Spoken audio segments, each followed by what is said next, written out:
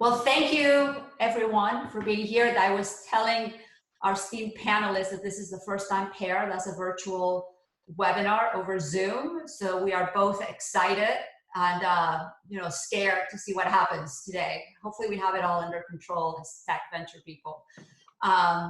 We're starting this Pear speaker series, which is a set of remote talks. So hopefully brings us all together. We're all at home, and there's an opportunity to at least don't feel lonely.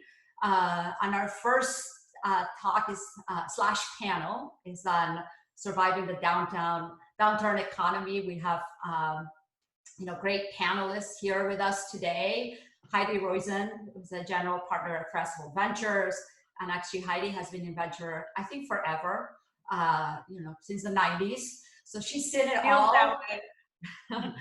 She's seen it all, so we're very lucky to have her. Bob Tinker, who was the CEO founder of MobileIron, and actually he started this company in 2007, and it went public in 2014. So you can, he can tell us what it was to start a company in the midst of a crisis. And Mahesh Ram, who's a CEO in the portfolio, Pear portfolio, CEO of Solvvy, and I know he's already been helping some of our founders. We thought of bringing him here today. He was also in 2008 an executive and ultimately a CEO of Global English, a company he ended up selling. So another experience to go to talk about. And I want to thank you guys so much for your time, because I think I asked you last week and you said yes, and here we are. So thank you so much. The rules are very simple. This should work. I'm going to ask some questions and each of them will reply, and then there's an icon at the bottom of your screen called Q&A, so you could submit questions to us via the Q&A, and we'll try to answer them either at the end or during the main part of the panel. Don't be shy. One of the things I've noticed by joining all these Zoom webinars is that people ask more questions, which is great. No shame. You can do it anonymously if you don't want to put your name next to a question. And I think that's about it in terms of rules. So I think we'll just get started with the first question. I've introduced you briefly, but maybe if you want to add something about what you're doing today, and also what you did or you were doing in 2001 and 2008, that would be great for context for the audience. So maybe one of you get started. All right, I guess we'll go alphabetically maybe. Yeah, hi everyone. Bob Tinker, thanks for the invite. And thank you everyone for joining. The topic today is one that is unsettling for everybody, but there's gonna be some tough news in here and some good news in here. So interestingly, MobileIron was a company I helped start in 2007. And so we built MobileIron during the downturn of 08, 09, which is pretty scary. But the story most people probably don't know is that was actually the second time I did that. I joined a wireless company in 2002 called Airspace, right in the middle of the dot-com bust. And then we ended up selling that one to Cisco for about $500 million in 2005. So been through it now twice, building companies through the downturn. So looking forward to the discussion today. Hi, everyone. I'm Heidi Roizen. I'm a partner at Thrival Ventures. I've been in the VC business since 1999, which was either incredible or terrible timing to become a VC. I can probably tell stories about both. And before that, I was on the other side of the table. I was a venture-backed CEO, started a company in the 80s and sold it in the late 90s. So have been through ups and downs on both sides of the table. Great, and this is Mahesh Ram. I'm currently the founding CEO at Solvvy, which is a Pear Ventures portfolio company, post-Series A, B2B enterprise company. I have managed, this is downturn number 3, that I've been in sort of in the front lines of, and as Mar mentioned, with Global English, we were coming through that 2008 recession and subsequent events, and actually have raised money in down times, and happy to share insights we can about how we came out of it, how we organized, and maybe one thing that might be specific to me is what I'm doing right now as a founder and CEO right now. So try to add some of that as well. Thank you guys. Okay, so maybe I think one of the questions that people have is that many of us have, or many of the people in the audience have not lived through a downturn, and everyone is saying, "Oh my gosh, this is so different," and this is the first time you have a downturn this big, and it's so bad. But I also remember in 2008 hearing the same words. Time is different. This time is different. Is it true? Is it really different, or is it the same? In which ways would you guys think it's different or the same?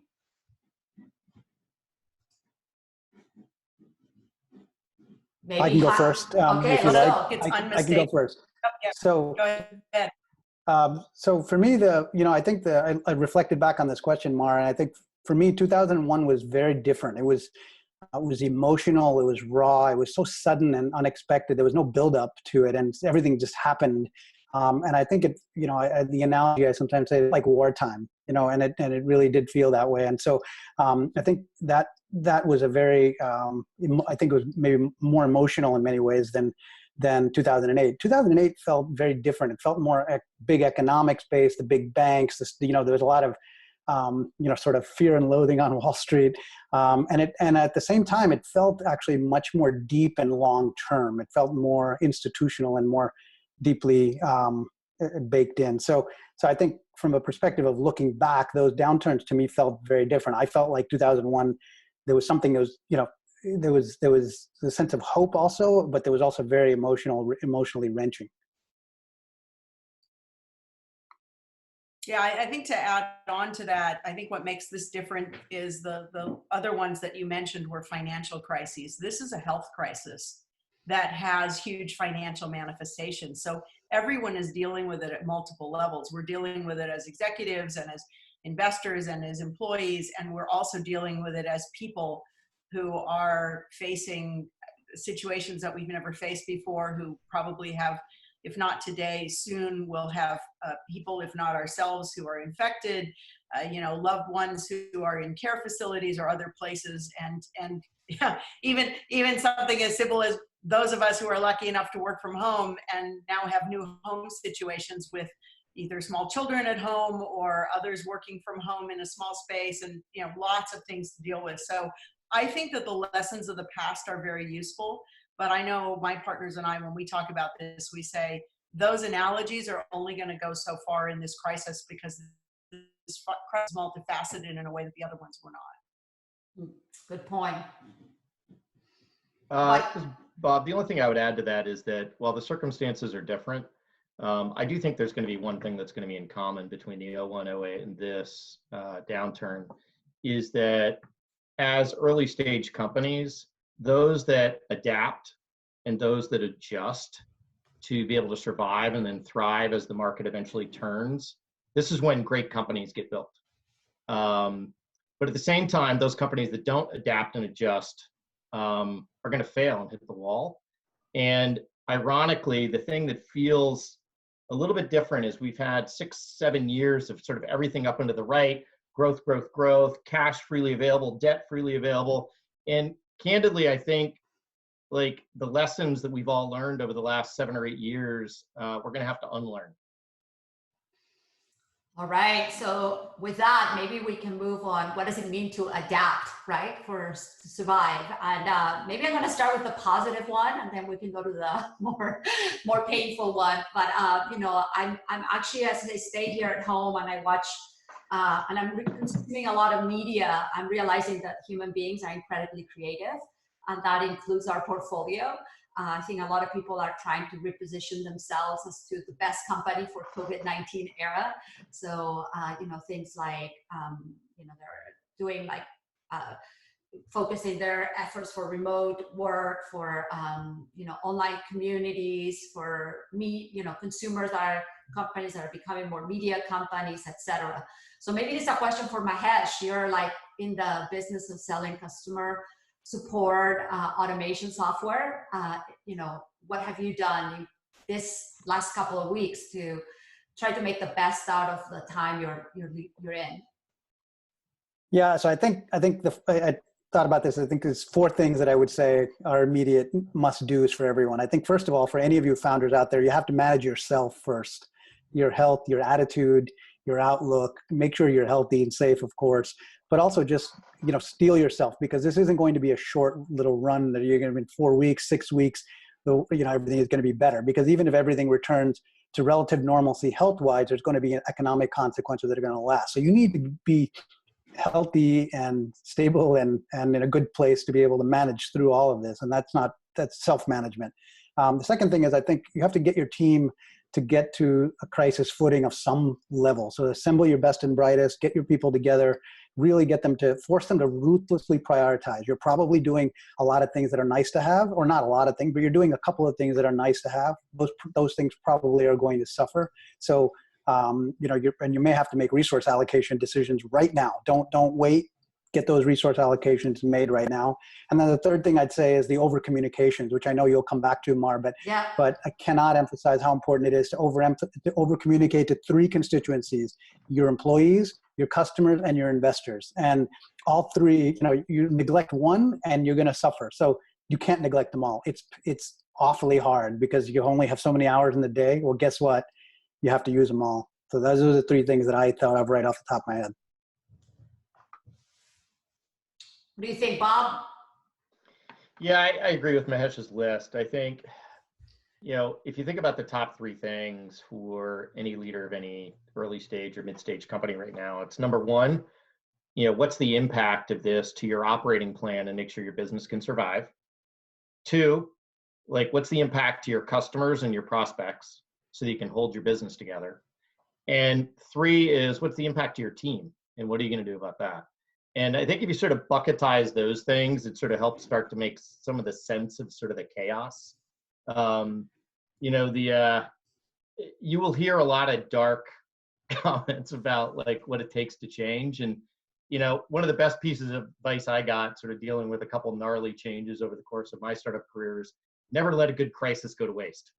And on the front end of it, it seems really scary and it's going to be terrible. But on the back end, you come out like a much stronger company. And probably the thing that I struggled with the most when I was sort of at this juncture in 2008, was there's sort of this slider of never raise any capital ever again and make money on what you got and get there, to do nothing and keep doing the same thing you've been doing. And there's sort of this infinite slider in between. And so the big question that I was struggling with is sort of, well, where on this slider do I want to be?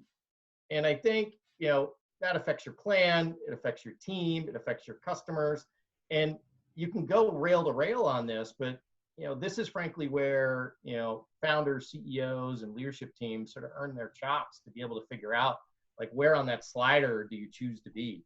I was at the 2008 Sequoia RIP Good Times presentation. So MobileIron, we raised our first round of capital in Q2 of 08. And we just got lucky. If we hadn't raised our capital then, frankly, MobileIron would have never existed. So fast forward 90 days, we're 12 people. And I get this email that from Sequoia. It's probably the first email I got from Sequoia overall, other than my board member. It was basically, there's a CEO all hands meeting at Quadris. Attendance is not optional. I was a clueless first-time CEO, so I sort of trot up to Quadris. I'm all right, and I get there, and all the other CEOs are totally peeing in their pants because apparently they've never been in all hands mandatory CEO meeting before. And I'm just the clueless first-timer, just raised capital. And the messages were, number 1, the world's changed. We don't know for how long. 2, you need to have 12 months of cash left. And if you don't, number 2, reduce your expenses so that you have 12 months of cash left, because your burn rate will accelerate super rapidly. And if you can't do that, you're hosed. All right, Heidi, what do you think? Well, to pile on to that happy news, I agree with Bob. I think this is the issue of, and it goes back to the point about, the entities that survive are those who adapt quickly. And I think that the problem is we all want to cling to what, especially when we're dealing with something that is so rapidly evolving and is still evolving, right? I think it's one of the things is we humans have a hard time wrapping our heads around logarithmic progressions. And so, I'm sitting here going, okay, we're still not even in the bad part yet. So Yes. in my opinion, right? And I hope I'm wrong, but from everything that I'm looking at, it's going to get worse. And so I think to Bob's point about the, have 12 months of capital, and if you don't, try to make it. And if you still don't, you're screwed. I do believe that when you sit here and you say, I need to adapt quickly. I need to get over whatever I thought was true as recently as yesterday, right? I mean, I call it valuation nostalgia. I think a lot of entrepreneurs have this sort of like, well, we could have raised money at blah, blah, blah. Like, okay, but you didn't.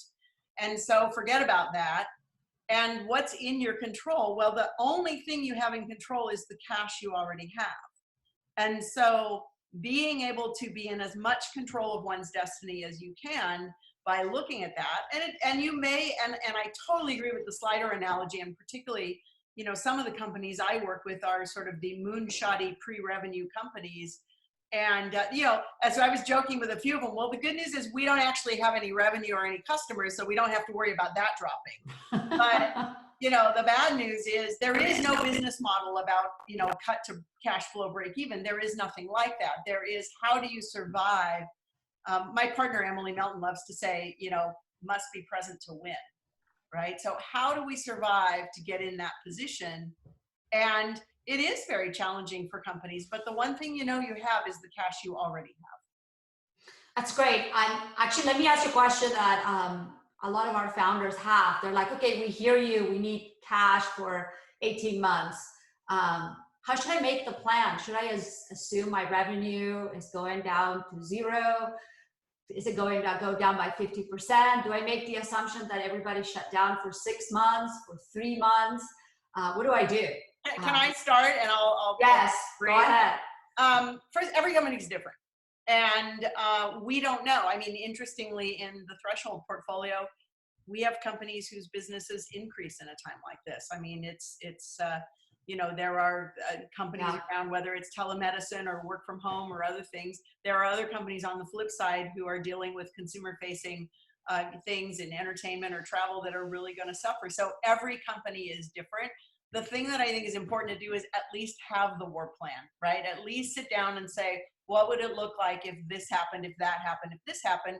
And also understand the second order effect and third order effect, and really try to think through, which is challenging for people to do. They haven't had to do it before, but consider the idea that, for example, and then this is something from the, .com bust is, if you're coming to raise money from us in the .com bust and you show your slide of customers and it's all the other companies that got funded in the .com boom, you got to worry about that, right? I mean, they're the second order effect of which companies are going to be around and which companies are not going to be around, who's going to have to cut and who's not going to have to cut.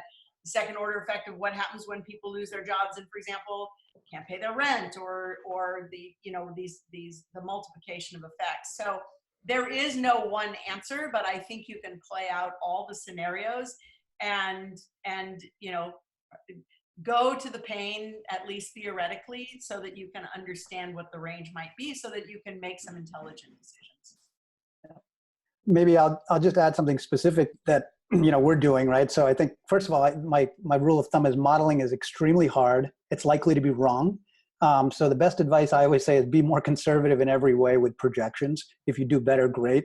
Sort of the, be alive to tell the tale, so to speak. But I think one specific thing that we're doing is to trying to group in the B2B space, grouping the customers into risk categories, something that Heidi talked about in a different way, and literally have a red, yellow, green with your customer success team or whoever's working on it, and go down the list and say, okay, well, we know that the SMBs who are in e-commerce, or who are in travel, I don't know, I'm making it up, are probably going to go out of business. The high likelihood they're not going to have travel for the next 6 months. Maybe some of them will survive, some of them won't. I don't know. But the fact of the matter is that you're going to have to put them in a high churn expectation. So when you build your modeling, you can assume that a big public company that you have a contract with that's not up for renewal for another 9 months, you can have a different weighted criteria against them, or weighted percentage against them, than you can the SMB customer who's up for renewal next month and is in the the restaurant business, right? So I think you have to be able to get down to that level, and you have to have somebody on your team to do it. And I would also say that there are opportunities if you don't have good modeling or good financial analysts in-house, now for the first time, something that didn't exist in 2008, there are actually on-demand services where you can get somebody who is like a Goldman Sachs financial analyst type of person who has SaaS experience and get them for 10 hours and help you build a model. That's a better use of $1,500 than trying to do it yourself and beating your head against the wall and coming up with something that your investors look at and laugh at. So I just think call and help, get it right, but build a model and then have the model be dynamic, because you're going to have to revisit it as you go forward. So I would just say risk categorization by segment within your customer base for B2B is super important. Bob, before you answer, I want to read you what somebody said. Bob loved the slider analogy, where to be between far extremes. Can you give us some specific examples of how anyone has navigated that and how they picked a specific spot?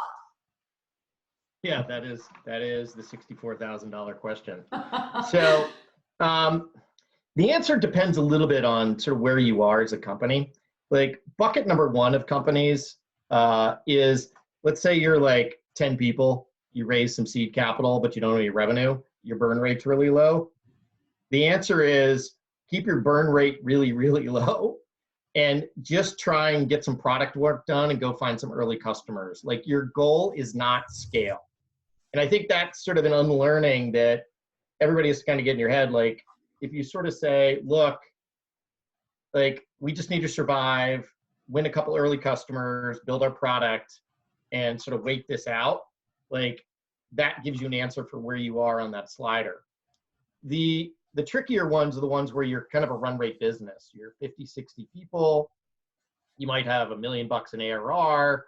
You've got maybe enough cash for a year and you're like, okay, crap, what do I do? So the best advice I got in a situation like this is think ahead and work backwards, which is, you know, in good times, what you do is you sort of think ahead to your next set of milestones that you would use to justify raising capital, like X ARR, Y customers, B pipeline, G, you know, go-to-market repeatability, whatever it is. And you say, all right, I'm going to get there in like 6-9 months, whatever it is. I think you have to say now, I'm going to put that milestone 18 months out. What is going to be my story to raise capital 18 months from now? And it's likely going to be more conservative. You're going to say, look, maybe I get some modest revenue growth, but I'm really going to focus on winning some customers and making sure they're really sticky and optimizing a repeatable go-to-market model, even though it may be really small. Because that is going to be enough success criteria to raise money 18 months out. You're not going to be growing 150% to raise money 18 months out. So if you think about what your success criteria are to be able to raise money 18 months out, you can then work backwards. And in doing that, you can come up with a plan about, all right, how many resources do you need to get there? What kind of expenses do you need?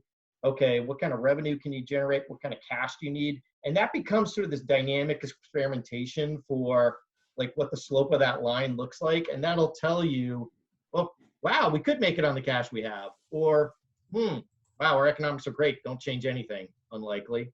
But where on that slider would be depends on where you want to be 18 months from now when you're going to go raise capital again and work backwards.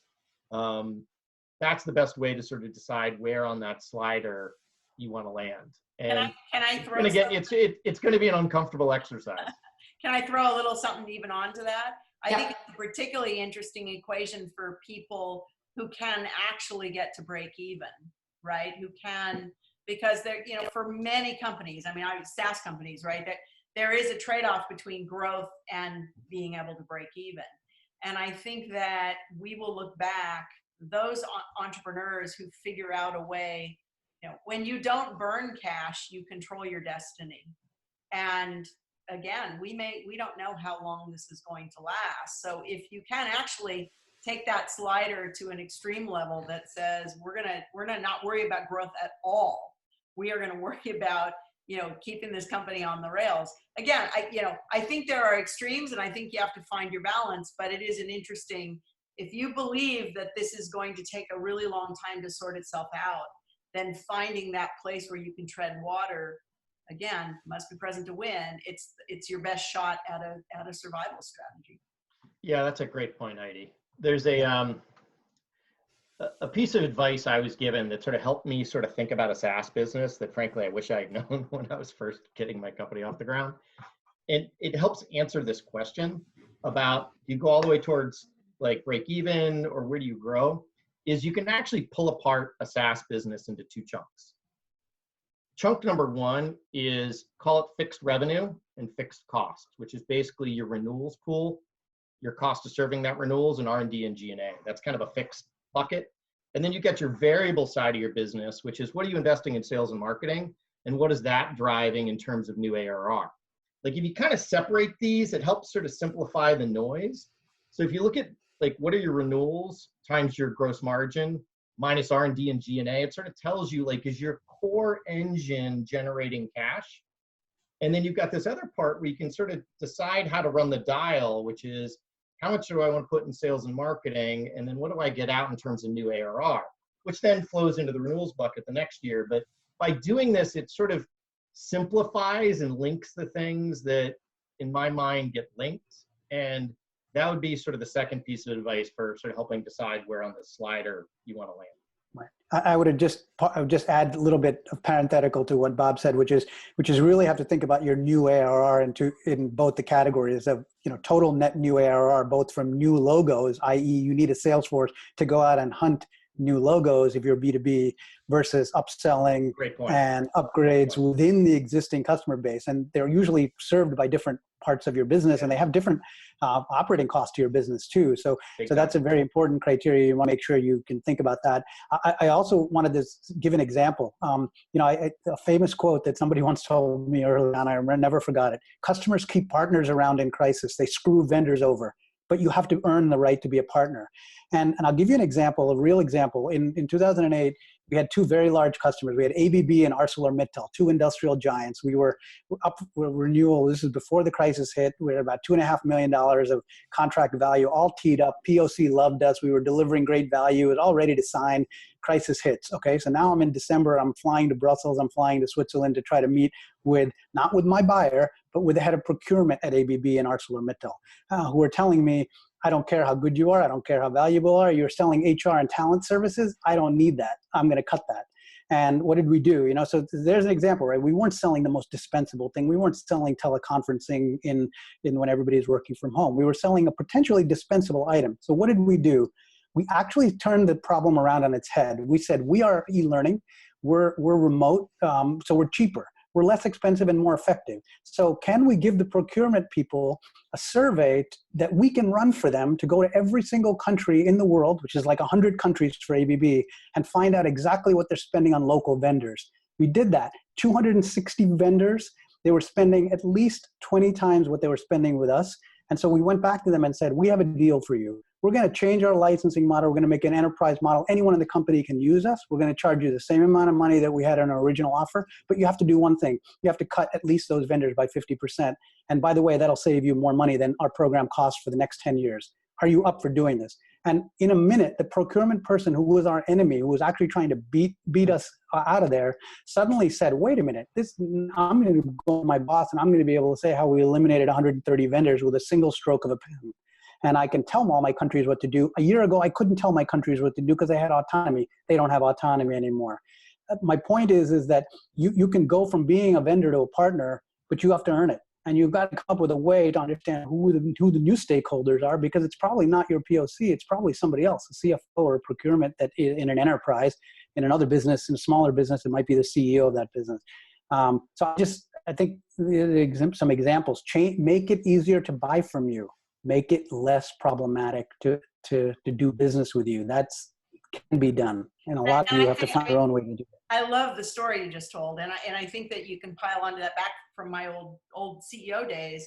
When you recognize the world has changed really quickly and others recognize the world has really changed quickly, and going back to this partner analogy, thinking I'm going to try to do this business in the long term. And one of the things you end up having to do in these sorts of situations is you can't attack everything. So for example, a lot of people, they do their domestic first and then they try to do expansion. We have a situation where we were trying to do international expansion right when a crisis hit, and we had been negotiating with some of the large computer OEMs at the time, like Acer in Taiwan, and there was one in Korea. And we realized that we were not going to be able to expand into the Asian countries because of the crisis. And so what we did is we went to them and we said, you know, and let's say our software was selling for $100 a license at that time, we went to them and said, we are going to give you a countrywide license, but you're going to have to do the translations and the tech support yourself. And you only have to pay us, I think it was like $10 a license or $5 a license. It was a crazy low number, but in the context of the idea that it was found money because we were not going to be able to address those markets in a 1 or 2 year period, for those companies, it was a win for them, right? It was, you know, I love to say negotiations is the art of finding the maximal intersection of mutual need, right? They had a need to have this software. We couldn't support the market.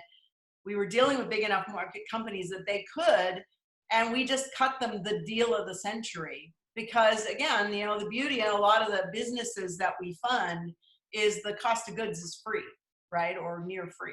And so, especially in software businesses, if you can make some sort of a short-term, completely sweet deal that still allows you to go into those things in the future, into those markets, but it brings some cash in the door, those can be, you know, life-saving deals. And unlike equity, they're non-dilutive, right? I mean, I always say the best funding is customer funding because it's non-dilutive, which I guess is a VC, I shouldn't say. Yes.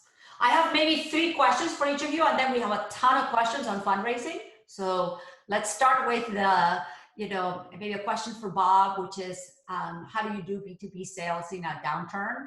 How to think about slowing down things, adjusting quotas, how do we adjust how we sell, longer free trials, flex terms. We've covered some of that already, but I know you were doing B2B sales, so maybe that's for you. We'll only have you answer, then I have one for Heidi and one for Mahesh, directed specifically from people. Yeah. So in terms of running the go-to-market side of things, heading into a downturn, the number one thing is sort of protect your existing ARR and protect your existing customers. Like, make sure you keep your existing ARR and minimize your churn as best you can. The second thing is go talk to your customers. Like, on your existing customers, go talk to them. Like, how are they thinking about it? How has their world changed? And then go talk to your prospects. Because one of the key things in B2B selling is your go-to-market team develops like this go-to-market playbook for how you find and win customers over and over again. And it's kind of becomes subconscious in your company.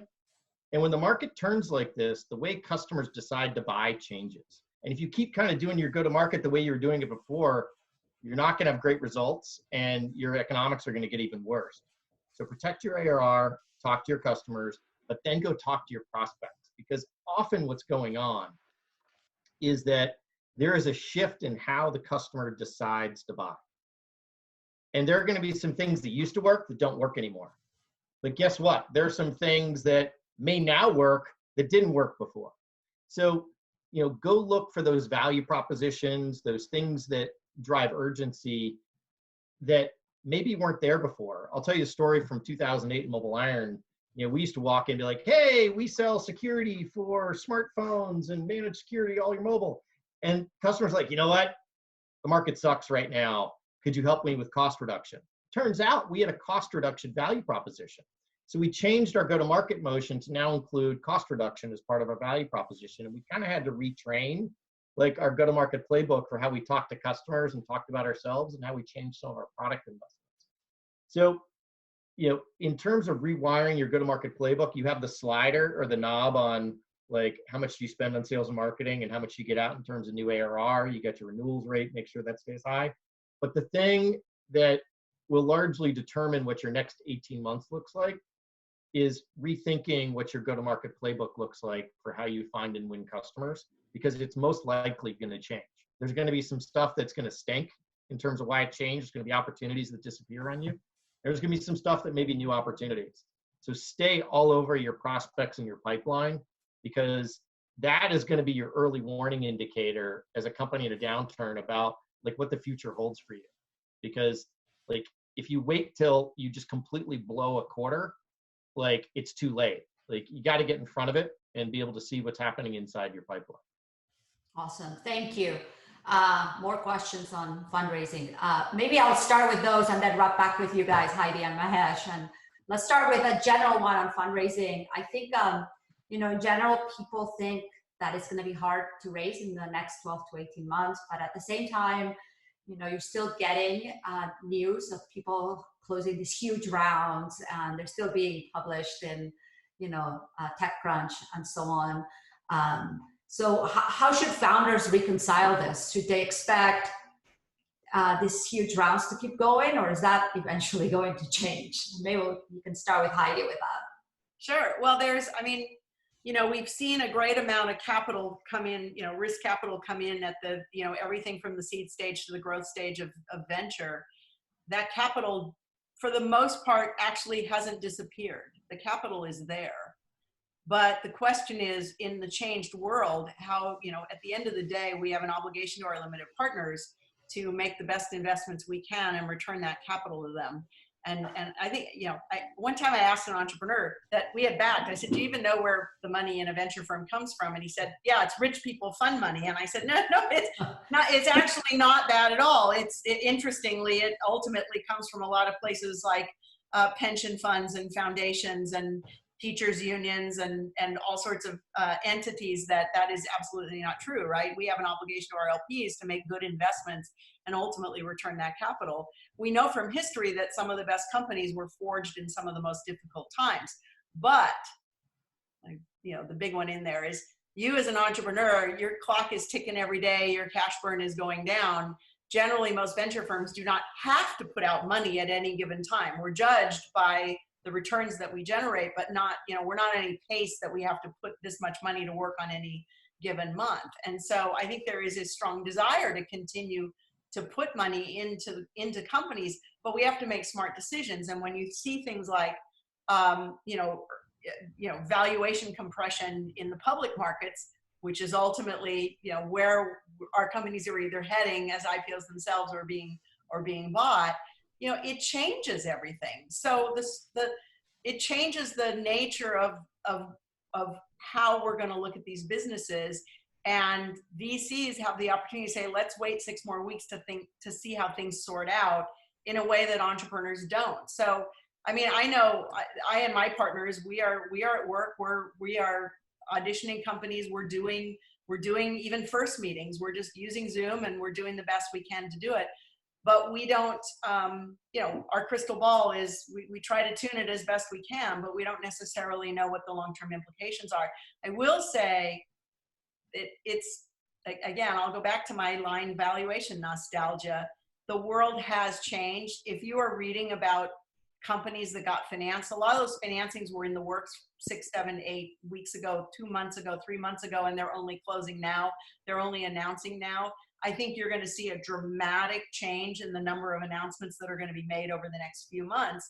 And so if you want to raise money, I would also say being adaptable and realistic about some of those valuations are not going to hold any longer, and thinking about, where those valuations are going to settle out. I will say from prior experiences, people held out for valuations that they had in the rearview mirror and they didn't get funded. Other people made adjustments to their expectations and they did get funded. And then when things get even worse, those people are super happy they already have that money in the bank. So, everyone has their own decision to make, and every firm is going to make its own decision about what is the right price. But I think we're all in a situation of not knowing what those prices actually are. Awesome. So somebody had the same question for Mahesh and Bob, for the CEOs. Did any of you have any thoughts about what your valuations could look like for the next round after 2001 meltdown and 2008 crash? Did those numbers? 2008 was just absolutely brutal. If I have to go by that, I think you're going to find is that the market is, it took a good, think about how long it took the public markets to recover, and it's a good proxy for how long the private markets will operate as well, if not longer. My one thought is, one thing I would say as a positive note, I know it's a lot of negativity, but I do want to say one thing, which is the big companies are stifling their R&D in most cases too. So if you've got an innovative breakthrough thing and you're really better than something else, chances are your big competitor is also not doing a lot of work to beat you on that edge case thing that might turn into the greatest company on earth. So I would just say, if you've got that, you might have a chance to use this window effectively if you can keep your cash burn appropriate to actually penetrate the market and not have somebody bigger muscle in. But in terms of the financing, I would say, no one size fits all answer. I would say that, I know, Mario, you're going to ask a question about venture debt. I think if you've got a line of credit or venture debt line, it's a lesson learned, but it might be a lesson learned to come out of it because, when you take those lines of credit, they're not always just there for you whenever you need them. They're there, because when things tighten, sometimes those things tighten too. And so being able to be smart about keeping those instruments around for when you need them and use them effectively and have a relationship with the bank and have a relationship with your investors where they know what's going on. Because if they haven't seen you in 9 months and you're suddenly coming and saying, I'd like you to top up my last round and I'd just need another couple $1 million. If I was them, I wouldn't, and you haven't talked to me and you haven't given me an update, chances are you're not going to get, they got a line of people waiting out their door. I know this for a fact, right? I know Mar's got no time in her day. She's got companies to take care of. She's got her own portfolio. She's got new people. I'm sure Heidi as well. And so, if you haven't been communicating with them, you're going to be at the back of the line. So I think it's a good opportunity to take some lessons learned, set up your lines of credit, your relationships with banks, your relationships with the investors, over communicate, keep them updated almost every other day if you can. Mark will tell you, I've been trying to keep our investors updated every other day or so with a quick update. Just here's what I'm seeing, here's what I'm feeling. And if I ask them for money, they at least know that I'm not telling them something that's not true. Appreciate that. Pejman made a comment that Facebook raised at 15 billion and then went back to 8 billion during the downturn. So there you go. Exactly. Cut in half. I don't know. From my perspective, the things I think I needed, I went through in 2008, and for all of you out there that are sort of wrestling with this right now, in terms of fundraising, number one, the terms are going to change. Just be ready. Valuations are going to be lower. 2, the terms, it's going to take a lot longer to get a round closed. So we're used to be able to have sort of a feeding frenzy dynamic to go get 90 days and get a round closed. That's not happening anymore. And worst case, you have the opposite of the Peter Thiel 0 to 1. You're going to go from 1 to 0 in terms of rounds that you thought were going to be there are going to disappear on you. So that's sort of the crappy news. But just be prepared. And frankly, in some level, it's okay. Because, one of the things that I think I forget when I was in the chair periodically was that the number one job of an early stage CEO is survival. It's not optimization. It's actually just don't die. So in the spirit of not dying, a lower valuation, it's not that big a deal. It's okay. I'll tell you what I saw in terms of terms. In 2001, it was even worse. So at my company in 2001, 2002 that raised money right after the dot-com bust, our venture terms were 2x liquidation preferences. It was also participating preferences, which is terrible. But it was either that or go home. So we did that, and we ended up keeping our heads down, build a product, won some early customers, and then once the market started to turn, we were ready to go. As we raised the later rounds of capital, it kind of tended to correct itself, but it felt pretty crappy sort of in the very beginning, and you just kind of have to get over that because your job and our job was just survive. Great.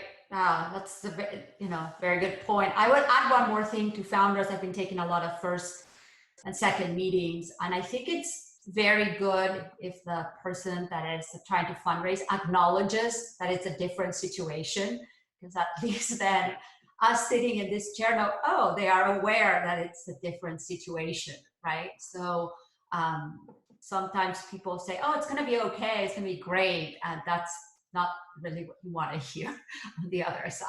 Anyways, there's one question about starting a company right now. So the question is, given the uncertainty around the current situation and understandable anxiety of investors, is it a waste of time to try to raise a seed round right now, or better wait a couple of months? Or how long should I wait? I want you to answer that question, because you are the maestro of seed investing. How would you? Yeah, well, thank you, Heidi, for turning it into me. This is starting to be a autonomous-driven seminar, I would say. Anyways, I would say to that question, the seed companies, if you're a seed company and you have just closed financing, you're probably in the best position possible because you don't have people to cut. And there is only, you can adjust your plans. You have a lot of companies in the portfolio in that situation. And I think we're still, investing in a lot of companies as part of our accelerator for sure. And then as part of our seed fund. It's just, it's a little, and you can, you're trying to close sales. It's a little strange to do this over Zoom really quickly, right? You don't get that same human touch that you get when you're meeting a customer face to face. And in our business in seed, it's so relevant to the person. There's no financial, sometimes there's no customers, and sometimes there's no product. So what are you selling other than yourself? So, just expect that it's going to take a little longer or a lot of time on Zoom with us to get that going, I would say. But it's not a waste of time. I mean, some companies will raise seed money in the next few months, right? Look, and I think one of the things that is interesting about this crisis, and I think Heidi mentioned it, is that some companies are doing great, right? I think you probably saw the announcement of Instacart hiring 300,000 people, Amazon taking over, growing so fast, remote learning. It's like going crazy, right? So it's almost bimodal right now. It's going to have a long-term effect into what the world looks like in 12 months. So we're looking for founders that can say, hey, here's the world. What is the world going to look like 12 months from now? A lot of the trends we had are going to accelerate, and we're actively, looking to fund those companies. Hey, Mar, I wanted to share one thing which I got from somebody who was a very well-known executive coach here in Silicon Valley and talks to startup CEOs, who interviewed 29 CEOs about the crisis, about the words they're using and what the impact it has on their teams. And I wanted to share that because I thought it was super fascinating. Interesting. And basically, it did 29 CEOs, founders between 2 million and 500 million in revenue.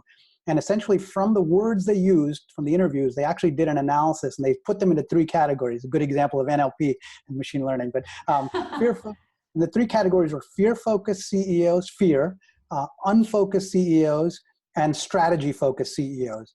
And I want to point out a couple of things that everybody in the channel can actually apply as leaders in this situation. The fear-focused CEOs consumed 5 times more media than the strategy-focused group. They used the words coronavirus or COVID-19 7 times more than the strategy-focused CEOs. They used the word feel 6 times more than the strategy-focused group. And they used negative future pacing words 13 more times than the strategy-focused group. Words like struggle, fear, hard, or difficult. By contrast, the strategy-focused CEOs were 9 times more likely to be shifting product or service offerings. 9 times more likely to be shifting things. 4 times more likely to already made changes to the way their teams function, and using the words action and opportunity 6 times more than the other groups, and positive focus words. I think the way I sometimes think about this is the power of positivity blends beautifully with the power of urgency. Be urgent, but be positive. You will get through this if you do both of those things. Urgency, be focused, be sharp, know what your numbers are, but be positive because you can get through this. I think you're totally right, Mahesh, and I do believe that a lot of things are going to accelerate because of COVID-19.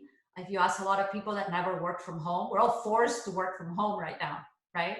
It's a big change. It's going to accelerate a lot of the remote work. Or our kids, no one was forced to learn at home online. That's going to change. You're going to spend 90 days doing that at least. You need 21 days, I guess, to form a habit, right? So from my standpoint, wow, there's going to be a lot of things that are going to go much faster, and a lot of things are going to be created to as opportunities to this change of behavior that the whole humanity is going through. So yeah, hey Mark, would you mind if we expand on Mahesh's point here? Yes, on sort of dealing with the team? Because I think if you look at sort of the 3 big things that we all are wrestling with, it's like, all right, what's the impact of my business and my plan? What's the impact of my customers? And then what's the impact of my team? And how do we as leaders sort of step up to be able to deal with that? And I think,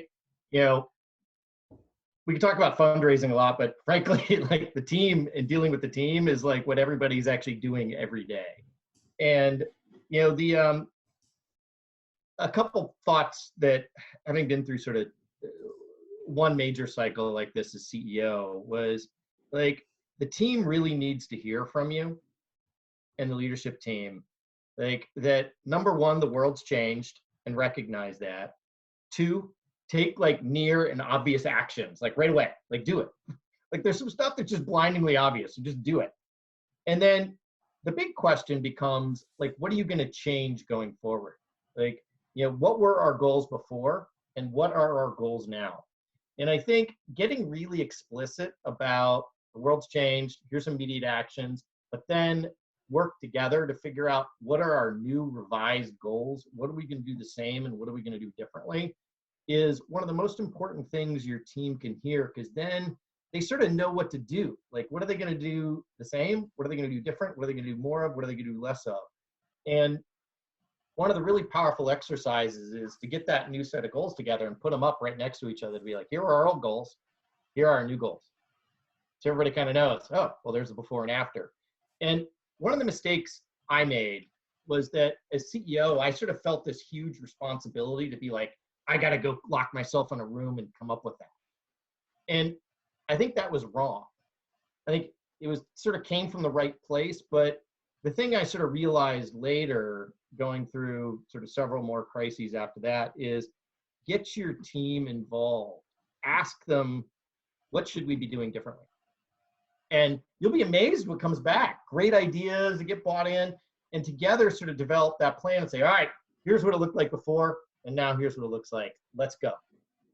And you know, that fundamentally is the key thing for us as leaders right now in startups, is the team needs to hear from us and they need to know where we're going to go. That's a good point, Bob. I actually had one of our companies tell us today, one of our junior team members had a great idea of how to change our product, and we're going for it. So absolutely involving everybody. Yeah, we have a Slack ideas channel, and what we did was we asked people to tag specific crisis-specific ideas, and we've gotten some great ones out of that. And you know, it's reshifting our priorities at the same time, because once we hear that idea and say, oh, a lot of customers are asking for A or B, you can and you see that somebody comes up with this, and actually people are suggesting the answer right there and saying, I can actually work on this and fix it. It's amazing to see. And totally. I got to tell you that I'm going to look at that channel in 2 months, and I think it's going to probably be the best R&D thing I could ever look at, because I think people are really motivated. People are just, you know, they can do amazing things. But I would also add to the flip side of that, that if you're going to have to, because I see questions in the channel about making cuts and when do I make a cut, and I would just say, Mar, you said this beautifully in your email to all of us in the founder community. Your portfolio companies is, if you're going to do this, if you're going to make cuts or do anything, do it once, do it right, and because you focus on the people that are going to, you know, that you have to protect. I mean, there's, you know, and it varies completely from person to person, but the drip approach to making changes is the worst thing you can do. And I think that's the lesson that I learned back then, is do it, you know, whatever you're going to do it as well as you can, firmly as you can. And do it once. Do it once, yes. Maybe really quick, I've gone through this exercise now a few times. With my portfolio companies, and some CEOs will still say, but it looks like sales haven't dropped, so I think we might be okay. What do you say to that? Well, it is that analogy of we're looking in the rearview mirror. Yes. Right? You're deciding where to drive based on looking in the rearview mirror. So it's gonna happen. Anyways. No, I think it's look, if we were wrong, then we can build back. Right. But if we don't do it and we were wrong, then we end up in a worse situation. Yeah, the thing that really surprised me when, so in 2015, I don't know, this is sort of a little bit of a different scale. We were, you know, probably $140 million a year, and we were growing, and we missed a quarter. And one of the things that I kind of always knew, but to see it at scale was terrifying, was your business kind of looks like this, revenue and costs. And if all of a sudden your revenue falls off plan, your costs go like this and your cash burn absolutely explodes. And you can go from having like 18 months of cash left to 9 months of cash left in like a month. And it's terrifying. So revenue can fall faster than expenses. And trust me, watching your cash burn explode, It's Scary. terrifying. Collections. You know, it's not just revenue. Ooh, yeah, good point. Yeah, I mean, collections is a whole different thing. I should have mentioned that. You better have an eagle eye on your collections. Right. You know. Good point.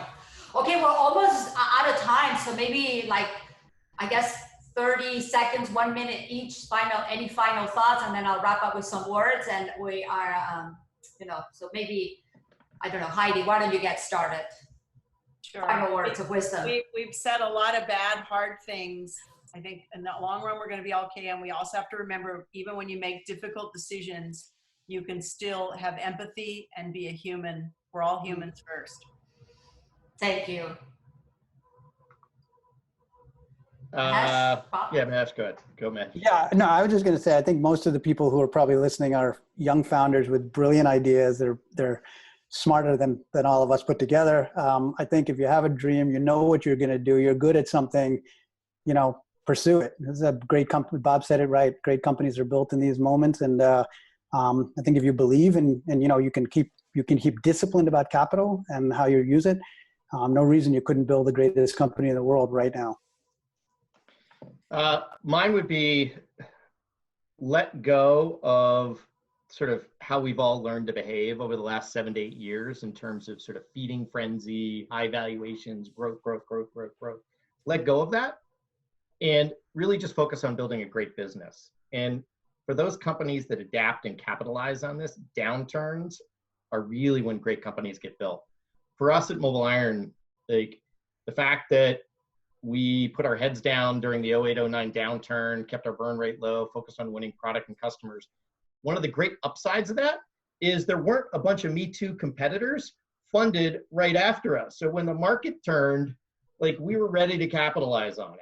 And it was kind of a scary, dark 18 months, but man, once things turned, like it was spectacular. And, that's my wish for all of you is focus on survival, unlearn some of the habits of, the last 7 years, but this is your chance to really lead, hunker down, and be ready when things turn. Yeah, I'm going to end up maybe just saying to everybody that I do believe humans are very resilient and that they're capable of doing more than they think. I see that in my children all the time and in my founders. They think something is impossible and then it happens. That's one. Number two is that there's been a recession that we've been predicting, or there's going to be one. We've been predicting it for 6 years, right? But there's also going to be a recovery, right? It's going to happen. I mean, there was the 1918 pandemic and people still went out afterwards and got together. And there was a war and people get to, things go back to, a growth stage. So I think the most important is during these times to adapt and realize where you are, right? In that position where cash may not be as freely available, where customers are harder to get. So if you adapt and strategize, like Mahesh says, you will be in a great position. I remember raising money in 2002 as a founder, and there weren't many people around to give money to. So it was easier than when we didn't have a .com in '99. So it's, it's interesting. So anyways, in terms of logistics, first I want to say thank you to the three of you. I guess you made my job really easy because I didn't even have to answer a lot of questions. Thank you. We've gotten some feedback that this is a great seminar, mostly to you. I'm going to be sending, we're going to be sending a recording of this to everybody that signed up and to the panelists, so feel free to distribute. Then I know we have like 35 questions here. There's a lot of them. We'll try to answer as many as we can. There's some that are directed to the right people. Whoever was anonymous, we may not be able to answer you privately. But maybe my favorite one is, Mahesh, why did you raise from Pear? Mar, actually, it's funny that you just said that because I was about to unmute my microphone and say, the people you have at the table in these crises are like, is so critical and crucial to have the right people. And I have to say that what Pear has been doing in the last couple of weeks, advising us, keeping us informed, giving advice to the founders, has been extraordinary. I think it's why you are so great at what you do. And I'm not just saying that because you're online, because I say that anyway. Yeah, but when you're raising money, I think this is an important piece. Too often people prioritize the wrong things. It's who you have at the table matters more than the valuation that you have. And if nothing, this proves that beyond any shadow of a doubt. I didn't plan that question, so somebody typed it. Anyways, thank you guys. Thank you all the attendees for being here. Thank you. Bye-bye. Thank you. Bye guys. Bye. Bye. Thanks, everyone. Thank you Good again. luck. Bye.